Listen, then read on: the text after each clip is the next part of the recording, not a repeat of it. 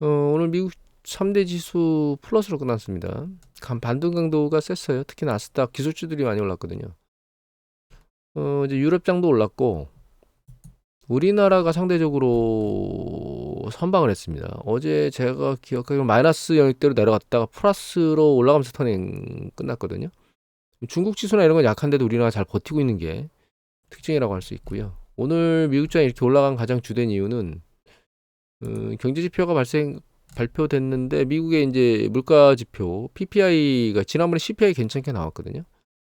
PPI 보면 코어 PPI도 전월 대비 0.1% 빠졌고 전년 동기 대비도 지난달 4.8에 3.4로 빠졌습니다. 그리고 전체 PPI도 전월 대비 0.5 빠졌고 그다음에 전년 동기 대비 2.7, 전월에 4.9%였는데 많이 빠졌죠. 그래서 CPI가 PPI가 둘 다 안정권으로 이제 점점 진입하고 있고 PPI가 점진적으로 CPI에 적용된다는 관점에서 놓고 보면 물가는 잡혀서 이제 기준금리 인상에 대한 것이 중단될 가능성이 점점 커지고 있다라고 하는 것에 무게가 실린다고 보시면 될 것 같아요.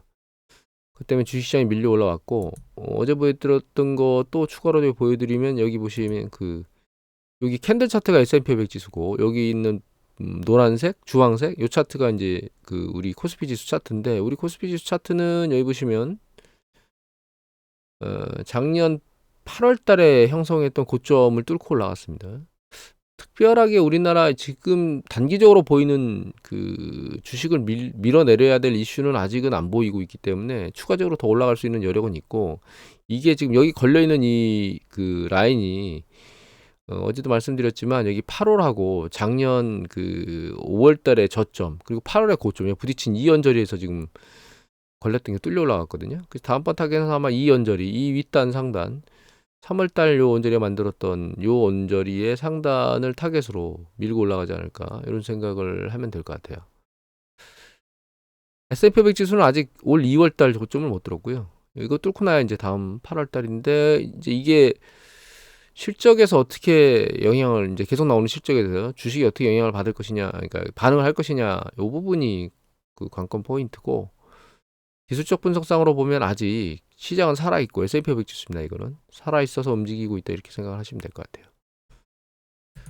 중국의 수출이 나왔는데 중국 수출이 전년 동기 대비 상당히 많이 튀었습니다. 14%나 긍정적인 시그널이긴 한데 내수를 좀 짐작할 수 있는 부분들은 아직도 마이너스에서 걸려 있어요.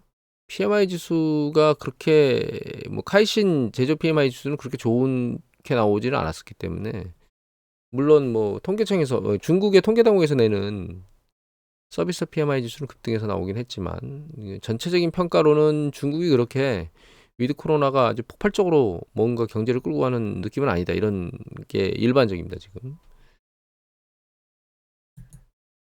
그리고 또 중국의 CPI하고 PPI가 나왔었거든요. 걔도 보면 CPI 같은 경우 전년 동기 대비 증감률이 이렇게 오르질 못하고 추세적으로 내려오고 있다는 점. 그다음에 PPI는 아래로 빠지고 있다는 점. 마이너스대로 전년 동기 대비. 이게 중국의 경제 활력도가 위드 코로나 이후에 그렇게 생각하는 것만큼 그렇게 기대치가 높지 않을 것 같다라고 하는 부분을 미루어 짐작할 수 있는 부분이기도 합니다.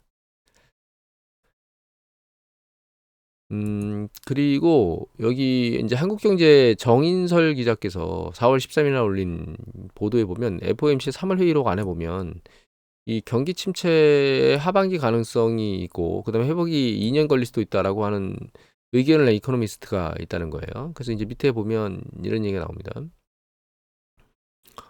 11년째 공개한 FOMC 3월 정례회의의 의사록에 따르면 당시 페드 소속 이코노미스트들은 실리콘밸리 은행 요거 파산 등으로 은행발 파장을 고려하면서 올 하반기 미국의 완만한 경기 침체가 시작되고 그게 벗어나기까지 2년 걸릴 거다 이런 건데 만약 이 예측이 맞는다면 과거의 전통적인 패턴으로 놓고 보면 경기 수축 국면에 주가가 추세적으로 하락하는 모습을 보이거든요.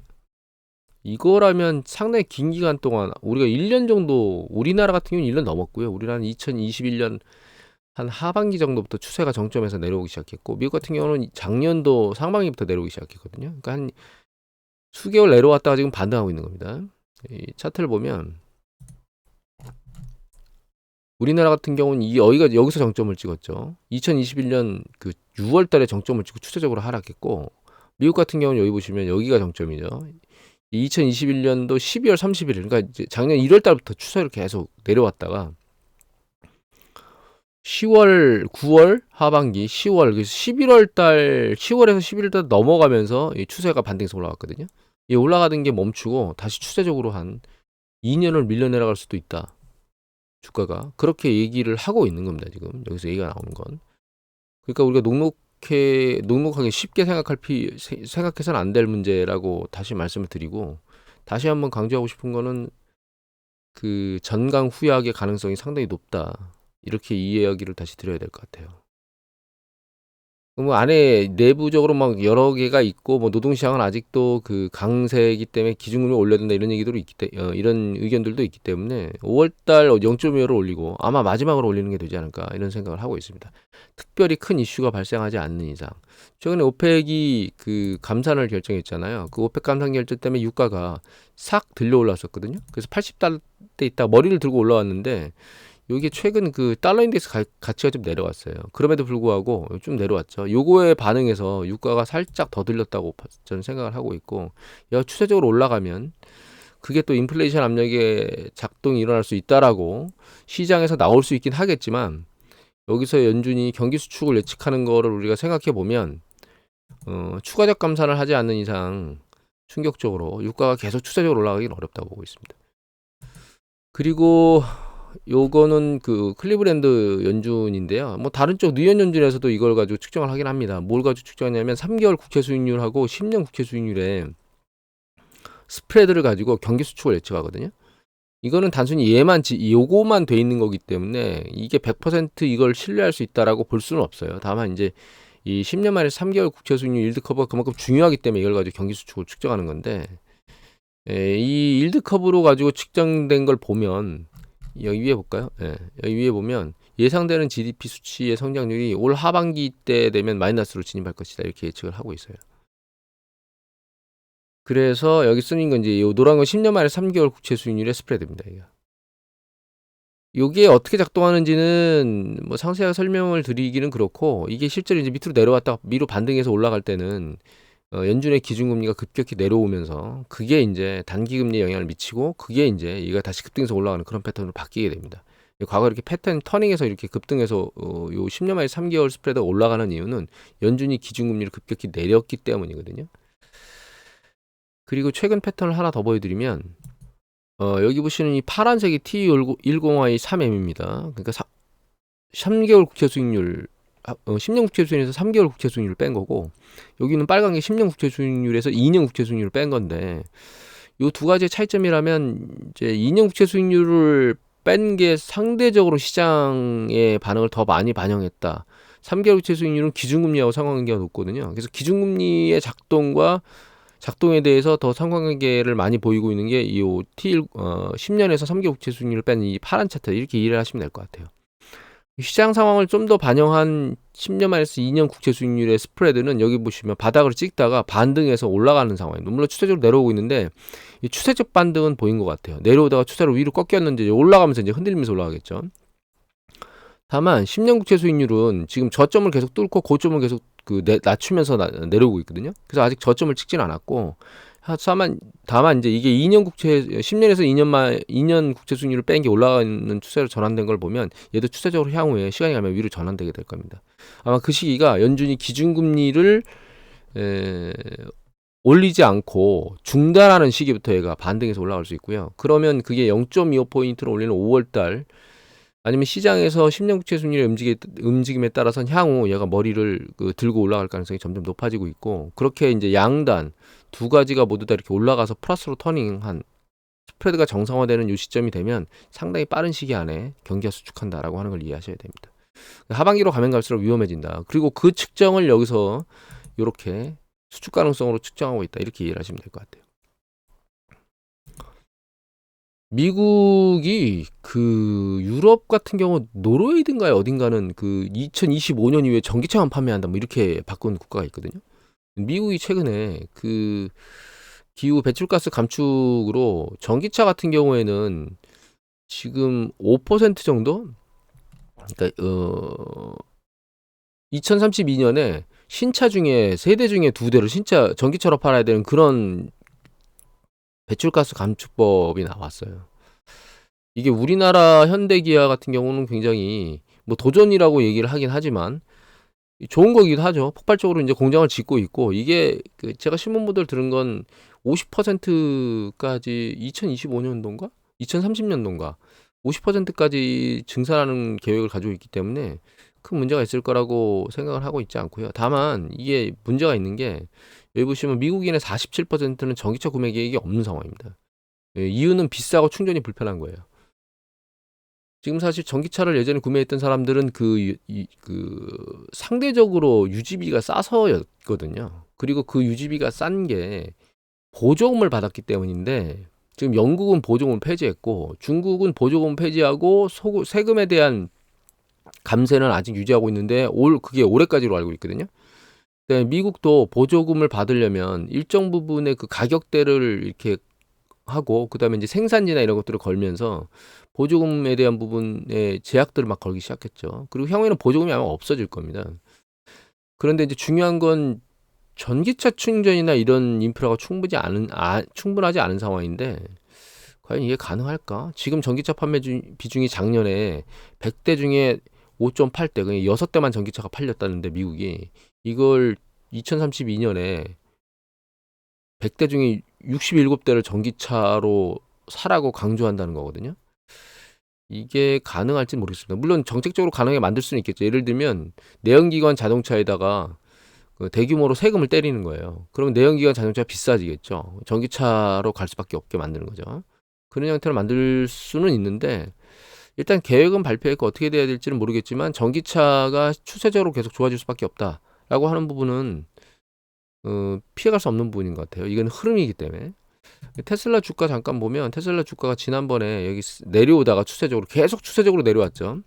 정점 치고 정점을 마지막으로 친 2021년도 11월 달 이후에 계속 붕괴되고 내려왔고, 그리고 그 트위터 인수했다가 한번 훅 먹고 그다음에 다시 반등해서 올라갔죠. 얘가 주가가 반등해서 올라온 이후에 여기서 추세적으로 올라가지 못하고 헤매고 있거든요. 그 실적 발표도 보면, 이거는 그 매일경제 강인성 기자께서 4월 4일 날 올린 기사인데, 여기 밑에 보시면 이런 얘기가 나옵니다. 1분기 테슬라가 1분기 42만 대 인도 해가지고 팩셋에서 집계한 43만 대보다는 조금 낮았지만 부합하는 수준으로 나왔고, 그 다음에 전년 동기 대비로는 36% 증가했고, 직전 분기 대비로는 4% 늘어난 수준인데, 이거 일론 머스크는 50% 증가한다고 떵떵거렸거든요. 거기에는 미치지 못했습니다. 그런데 이제 중요한 거는, 이제 테슬라 1분기 영업이익률 컨센서스가 20%를 조금 넘는 수준이고, 1년 전에 29%에 비하면 거의 10% 빠진 거죠. 가장 주된 이유는 계속 그 가격을 내리고 있어요. 그래서 마진율이 빠지는 거죠. 그런데 또 보급형인 모델 3와 모델 Y 요거만 대규모로 공급이 늘어났고, 마진율이 높은 모델 S나 X는 인도량이 급감했다고 나옵니다. 그리고 또 가격을 내렸다고 또 나왔거든요, 테슬라가. 요 가격을 깎은 이유는 결과적으로는 보조금을 받을 수 있는 단으로 가격을 내려야 되기 때문에 뺀 거고, 이제 그게 결과적으로는 마진에, 그러니까 그 테슬라의 이익에 부정적인 영향을 미치고, 그리고 이제 보조금이 계속 없어지는 추세잖아요. 그러면 보조금이 계속 없어지면 과연 테슬라의 실적이 머스크가 얘기하는 것처럼 그렇게 폭발적으로 늘어날 수 있느냐라고 하는 부분을 한번 물음표를 찍어봐야겠다, 이렇게 이해를 해야 될 것 같아요. 지금 테슬라 여기 보면, 밑에 보면 여기 퍼배수가 46배 정도 되거든요. 저는 사실 테슬라가 전기차 시장에선 그나마 완성차 업체로 가장 추세적으로 유망한 건 테슬라라고 생각을 하고 있습니다. 사실은 개인적으로. 테슬라에 투자할 거라면 지금 시점에 투자하기보다는 이번 경기 수축 국면에 쭉 밀려 내려갔을 때 아마도 여기 있는 $100 언저리까지 이번에 수축하게 되면 내려갈 거로 생각하고 있고, 그 시점에 장기적 관점에서 투자하는 건 괜찮겠구나라는 생각을 하고 있습니다. 5년 동안 고점을 찍고 이게 모멘텀이 깨지면서 붕괴된 거거든요. 레이팅이 낮아져야 되고, 그리고 지금도 계속 이익률은 상대적으로 다른 어떤 전기차 기업보다 높지만 그들의 경쟁에 치여서 그들을 치킨 게임 하는 거죠. 단가를 낮춰가지고 그런 유리한 구조에 있는 부분도 있고, 다만 단기적으로 이런 성장 속도의 둔화는 있지만 향후에 추세적으로는 전기차를 압도하는 건 테슬라가 계속 일정 부분 유지할 거다, 이렇게 생각을 하고 있습니다. 그 가장 주된 이유는 다른 쪽에서는 낼 수 없는 이런 영업이익률을 낸다는 거예요. 무엇인가 다르다는 거죠, 다른 전기차 회사들하고는. 오늘은 길게 얘기는 안 하고 이 정도로 끝내도록 하겠습니다.